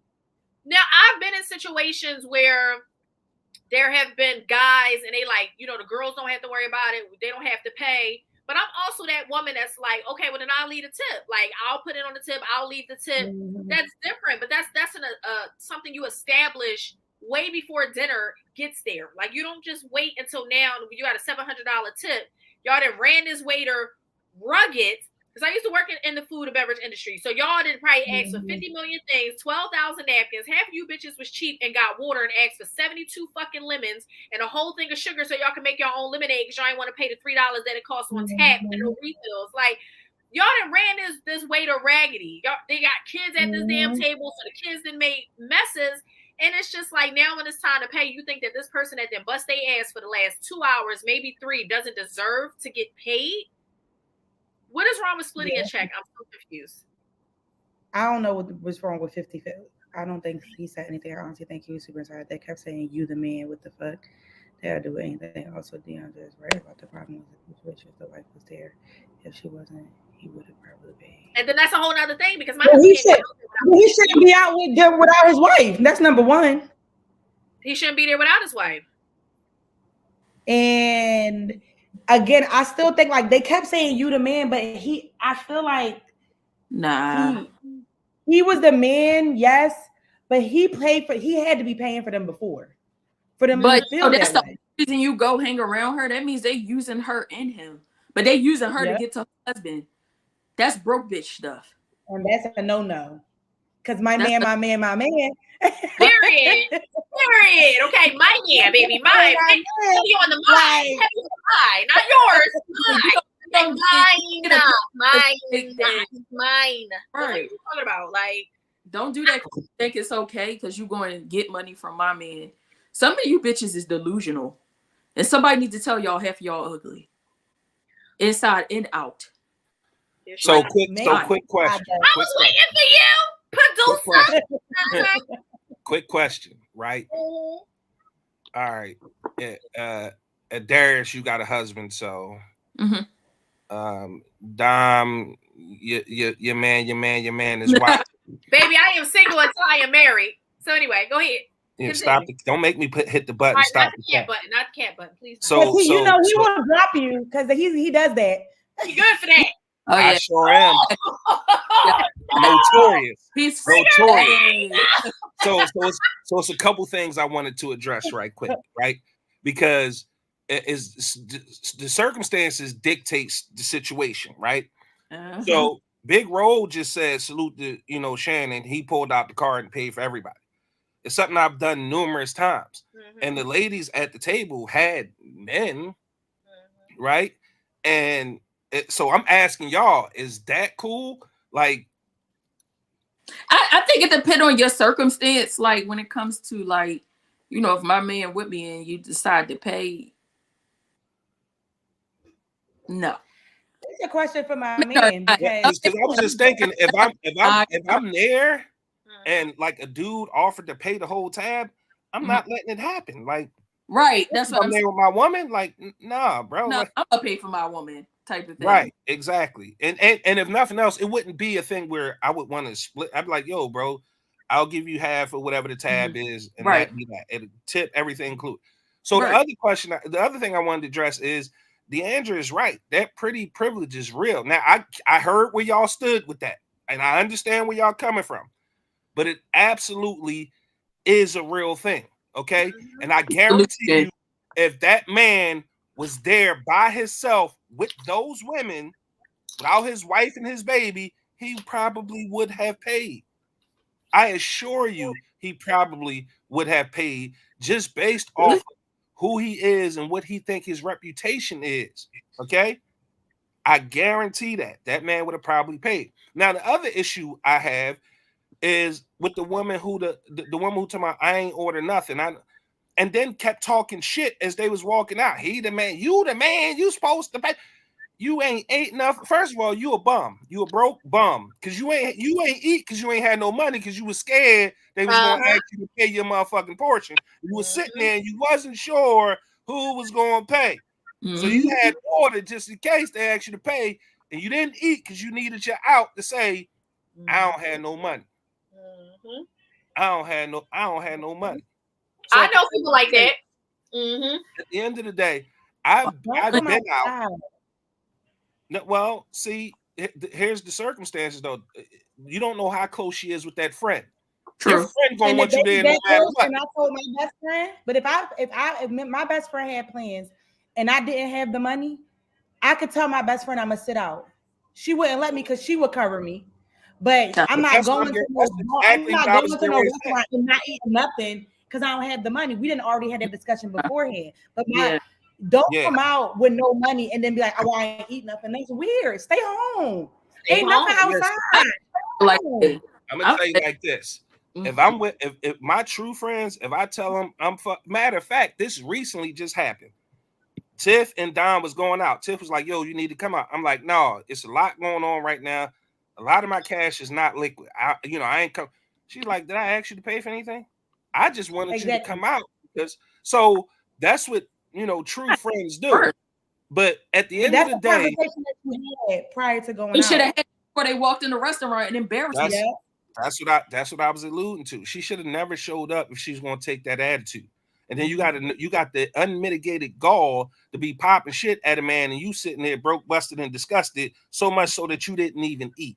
So she should have sat this one out and shut her mouth. And the last thing, the birthday girl, that birthday girl, because we paid for her meal. So why you care? Why you talking? Mind your business. Yeah. But the fact that she let all them women talk to her husband like that is ridiculous. Because you can't talk to mine like that. I don't even care if he's not even mine. You still can't talk to him like that because in my mind, he mine. So don't talk to him like that. Yeah, That's but crazy. even but so if I was out now, here's what that would be my expectation as well. I'm not in a relationship with Dom. I'm not in no relationship with Tiff. I'm not in a relationship with a lot of women that I hang out with that I trust. They wouldn't dare let nobody talk to me like that. At all. Wouldn't dare. Adairess probably wouldn't, but just on the strength that's Dom's sister, and she know how Dom feel about me. They wouldn't let that I'm throwing hands. And they wrong. They super wrong for that. The friends is super wrong. You don't go nowhere without no motherfucking plans, first and foremost. Plan better next time is all I'm gonna say about that. And that lady with the husband, like you can't let them women get off on your husband like that. She disrespect her husband like that. That's why, because she disrespect her husband like that. Right. And with that being said, Dom, you've been killing it. Just gonna give you some flowers right quick. Thank you for holding down the network, being everywhere all the time, coming with the fire content. Adairess, welcome back partially. I love the new hair. The melanin popping. Nikki, you always a great guest. I super appreciate you and the energy and the smiles and the love that you bring on the show, and for fucking with the network and for sharing the network with your friends. Make sure you guys hit her up on IG at worthy.loves and shop worthyloves.com/shop. I'm out of here. Thanks for letting me come on and speak my piece. Y'all killing it. Keep killing it. Thanks, Big Exclusive. Yes, so I agree. I'm sorry. One, my man not coming to dinner with a bunch of females. Two, I hope the expectation is not that he's paying. Like, it's going to be a no for me. I just didn't like it. And I don't know if it was a skit. I was reading some of the comments on IG where people were like, oh, this is a skit. Like, they always do this. I would hope they're trying to make a couple. It didn't seem like no skit. I hope that you don't. Right. I don't know, Phoenix, why they feel comfortable doing that, because I would never do that. Yeah, like, I just, I agree, D'Andra. They do like what they like.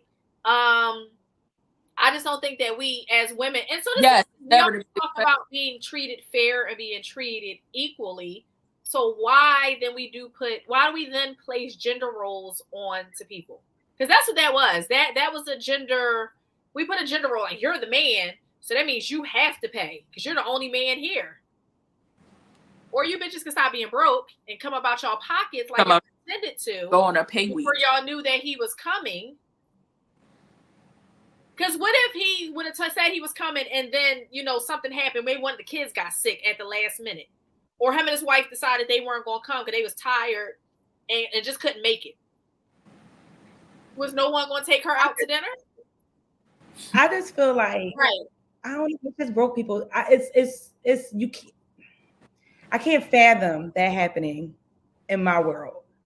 And I think that society makes people think that they like to say that we are all equal, but then they do hold these gender roles.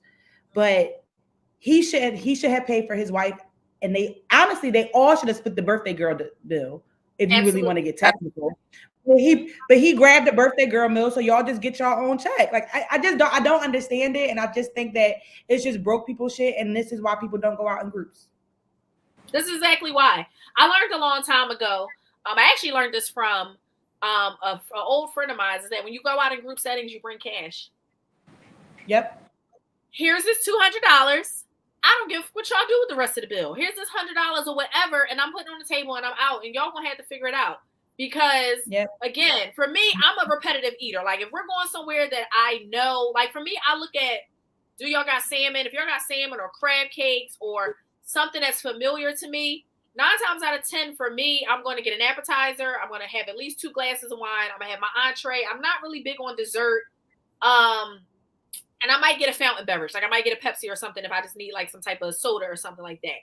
So for me, I know my meal is going to be at least $100. So I may leave $150 to help cover the tip. But then after that, it's like, Big Ro's an asshole. We're not paying him no mind. We're just not. I think for me, I agree. I always make sure I try to look at the place before we go so I can kind of see like if it's something that I like or whatever. But I think that also has to do with, I'm a planner. I plan a lot. Like I'm a planner. Me too. So you kind of do that, and then I learned over my birthday to carry cash, because when I was splitting the bill, they like, all right, people cash apping me sending me money. And I'm like, bro, I don't want to swipe my card. So from here on out, I will be taking cash. Like I'm not swiping my card, like whatever the case may be. But I do think that you should carry cash or just be able to carry your own. Like, you know what? I don't. You know why? Because I don't like anybody. Number one. And number two, I don't hang with specific people. I mainly hang with my sister or maybe extra people. I only hang with people. I'm a person, I hang with more males. So to be honest with you, I'm used to the male being like, I got you, sis. I got you. Like my males are like, I've known them for decades. So if they need it, I got it. If I got, you know what I'm saying? So I think you should only surround yourself with people that ain't like that. So no matter if you swipe your card or if you pay cash, they got it. And if they act like that one time you were out, don't you take your ass out back with them again. It's about knowing your friend circle. You gotta change. Yeah, my friends always say. I just hate. For my weekend, for that weekend, I was drunk as fuck. So I'm like, I don't want to be responsible for nobody's money. Yeah. Like, so, but my friends, we just split it. Like, it's not a big deal. So it's an unfortunate situation. That's my new line for 2024. An unfortunate situation. Mine is gonna be prayers and sorrows. Like I got nothing else for you but prayers and sorrows, because that's the thing. Like my sister and I go out pretty frequently. It's either she covering the tab, I'm covering the tab, or we splitting it. I hang with friends that are the same way. Where if we go out drinking, I got those friends where it's like, oh, you know what, I got the first round of drinks. You know, you get the next, and we just keep it going. I buy the first round, they buy the second. The next person buy, and we just like those are the friends I hang out with. I've ran up $400, $500, $600 checks with my friends, and nobody in there like, well, I just got breadsticks in the salad. Nah, bitch, we splitting this down the middle. I don't understand how people hang out with those kind of people where it's just like now we getting in tit for tat. Like those are not the friend groups. We too old for the thing where he set the expectation that, like she said, we're playing Russian roulette with the credit card, and he probably was the one pulling out his credit card more often than not. That's his fault then. Shit. That's his fault for setting that expectation. As a wife, you're not going to talk to my husband like that. Let me just. Yeah, you pimping your. It was a precedent already set. It was a precedent already set that he was going to pay, or he usually pays. That's why they were so taken aback. Like, what are you talking about? Like, I don't understand. Right. You're speaking a foreign language to us right now. That's basically what they said. But then I think even once he said separate checks, and the fact that they still was on some bullshit, like, well, I'm not paying for nothing. Then she just said separate checks. You gotta pay. Like that's your tab. She didn't walk out though. She turned her SpongeBob ass looking back and proceeded to turn her ass and walk in the. Well, that's because her meal was paid for. Her meal was paid for, technically. But the friend who said I didn't get anything, like, why are you still talking? What did you eat though? You just said, like Shannon said, she didn't eat anything. Because she probably didn't have the money to really go out. She didn't know if it was actually going to be paid for. So she probably just sit there, kiki, stomach growling, like, bitch, you hungry. You smell all this delicious food. You see everybody eating, but you don't have any money. Instead of saying, like, girl, I can't make it, but I got you next week or whatever the situation. That's so weird. I can't go nowhere and not eat. That's weird. I'm not gonna starve.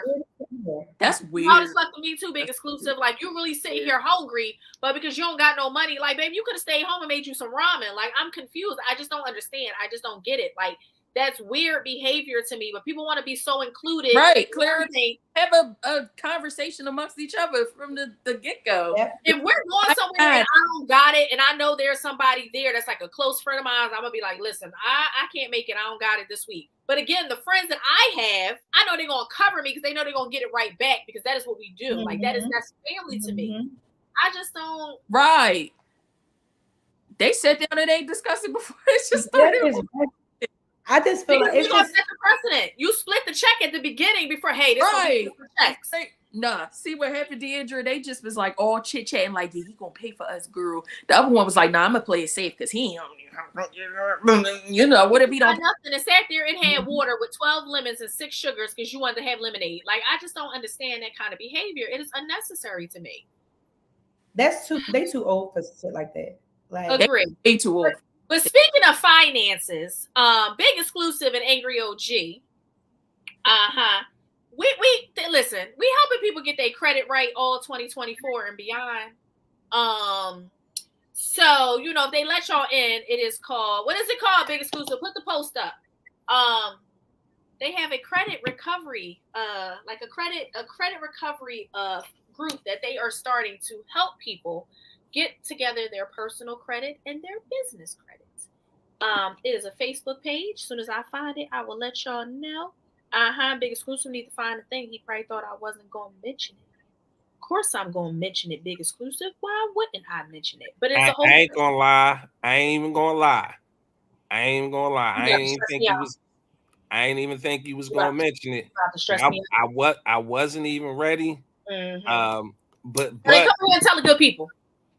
All right, so we got a brand new company, right? It's called Capital Craft Solutions, right? Mm-hmm. So what we're aiming to do with Capital Craft Solutions is bridge the wealth gap between, you know what I mean, Black and brown people and them YT folks, right?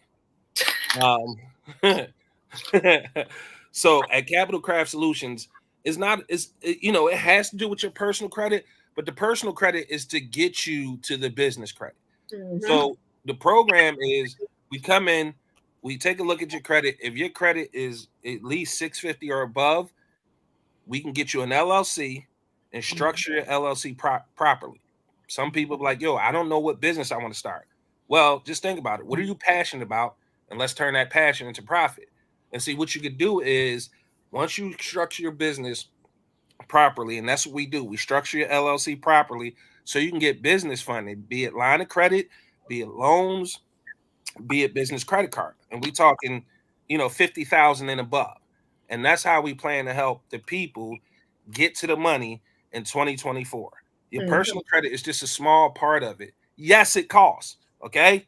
You can't walk into no place and expect anything for free. But what we are doing is we working with everybody at every budget level for credit repair. You're not a credit repair company. It's just a means to get to the bag. Your personal credit got to be right for you to be a personal guarantor and get that 50 to 100,000 early and quick with the business credit. And you figure, what do we do with the 50,000 once we have it, or the 100,000 once we have it? Well, we have programs and plans in place for you to double and triple that money and put together residual income so that you never have to worry about paying that money back. It'll never be an issue because it's not a get rich quick scheme. It's an exercise in discipline. And the whole reason I wanted to do it was, for me personally, I was being selfish and I wanted to put very few people on.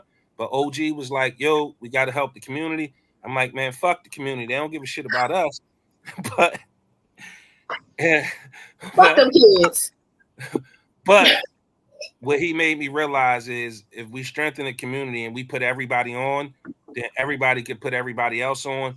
Everybody gets to the bag. We no longer have food deserts in our community. We help with the poverty gap. We help with the wealth gap, and we destroy redlining, because with that kind of money, we can live anywhere we choose, because money talk and bullshit run a marathon. We also, in alliance with this, started a 5013C. All right. And that's called the Mantua Finance Project. I'm sorry, the Mantua Finance Initiative. And we're going to be doing stuff like this. We're going to go out in the community. We're going to go to the rec centers, and we're going to talk to the high schoolers about credit and financial literacy 101. Because when me and OG asked the question, where did we learn about credit? We both learned when it was too goddamn late to do anything about it. The credit was already destroyed. And then it's an uphill battle. And with the credit agencies, because they're not bureaus, what the credit agencies don't tell you is that they're multi-billion-dollar companies, that the lower your score is, the more money that they make. The law is on your side. You have a right to a 100% accurate consumer credit report. And we just use the law to help them get it right and make sure you get a score boost. We're also going to talk to the adults. We have a workshop coming February 7th, again, for the community, for the adults in the community. Each one of these programs is 100% free. Don't cost you nothing to come out. We'll give you all the tools you need to fix your own credit. If you want to do it for free, fixing credit don't cost you nothing. It's just taking the time to actually write the letters and be disciplined in how you write them and be disciplined in your spending. And I promise you, 6 months to a year, you will be financially set to start building, like to literally start building generational wealth. Because we talk about trust, we talk about holding companies, we talk about those being owned and controlled by LLCs. So it's a whole system we have in place to help our people get away from dumb shit, get away from being broke, get away from that broke mentality, and know it's not a get rich quick scheme. So if that's what you're expecting, this is not for you. It took you however many years to ruin the credit. It's going to take you 6 months to a year to fix it and to build it. But I promise you, after that year, you get in business, give yourself another 6 months, you can get to the bag. So much so that you will never even have to use your Social Security number again to get anything. All right. So that's what it's about. Dom, thanks for mentioning it. I wish I was a little more prepared. I know. I just be putting y'all on the spot. I'm so sorry. I appreciate it. And I hope people coming to the group is Capital Craft Solutions, spelled exactly how it sounds. Right there, Capital is facebook.com/Capital Craft Solutions LLC. Thank you, big exclusive.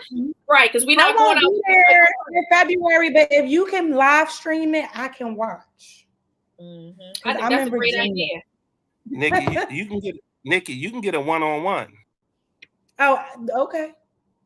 Because what we're gonna do is make sure we get into a bag all 2024 so we can break generational curses. I'm talking about this house down here, and this house down here is like $600,000. So listen, we break the generational curses, and we not hanging with broke ass friends that can't afford to pay the bill. They can't afford to pay the bill. You that part right there. We're not doing that. We not. That's all I'm saying. Nikki, what you want to give to the people as we head on out? I just want to tell you guys that I am so happy that I have met you, Dom. I'm so happy. I've talked to you, Adairess, in the comments. I'm so happy that I met this group of people, and I am happy to be the featured person on many of podcasts. I think that's where I shine the best. Remember to go to www.worthyloves.com. It's a self-care, self-love, self-worth company that gives you gentle reminders throughout your day to love yourself and that you are 100% deserving of everything healthy that you want and deserve in your life. Follow me on IG, worthy.loves, for little daily inspirations. And just remember that you all are beautiful. And thank you guys for being amazing and inviting me into your circle and loving me and giving me all types of like feels. And I was in a shitty mood before I listened to your podcast. So I'm doing better there.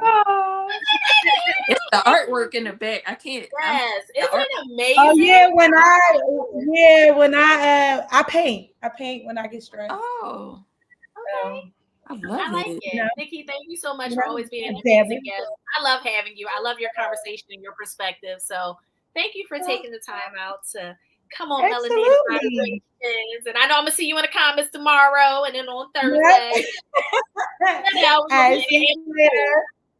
Yeah. Good night. All right. My special guest, aka the other half of Melanated Vibrations, the back bitches. She's back bitches with her dusty ass. What do you want to give to the people? Thank you, Dean. Stop hanging with broke ass bitches and stop being broke. So y'all not really gonna see me like that because I got like 2 more semesters after this one of my master's because I'm doing a fast track. So yeah, I only got a couple more months, kinda. So we in January, allegedly supposed to be done by December. So y'all are not really gonna see me like that. So it was fun being on here. But like I said, stop hanging with them dusty bitches. Bye.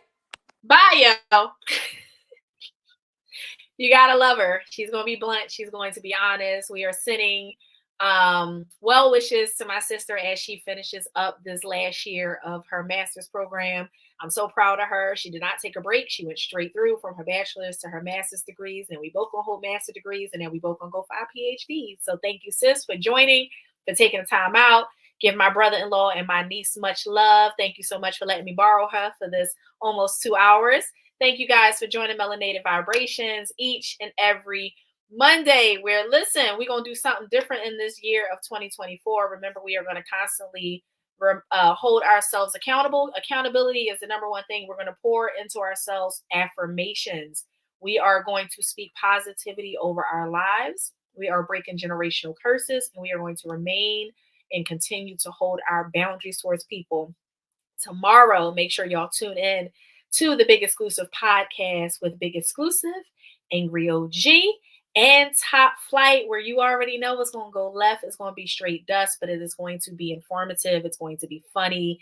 It is definitely one of my favorite shows on the network, because no matter what kind of day I'm having, I know I'm going to get a laugh. So tomorrow, Tuesday at 7 p.m., the Big Exclusive podcast, again with Big Exclusive, Angry OG, and Top Flight. And then we're going to jump on over to Thursday with the Ant Money Experience with my bro, Ant Rockmore, where, you know, if it bleeds, it leads. I'm always super excited about his show because we know when he put that damn bandana on and he poured that wine, straight dust. We have more shows coming in the new year for 2024. I'm so excited to see the growth and development of the Big Exclusive podcast. At this point, you guys are all family. You guys are not just guests. Y'all don't just tune in. Y'all are family. And I'm so glad you guys are here. Make sure when you come back for all our other shows tomorrow and Thursday, and you come back to see me on Monday, that you bring somebody with you. Tag your folks in. Share the stream. If you missed it, go back and watch the show over. I love you guys. Have a great rest of your week. And I'll see you guys in the comments tomorrow. Bye.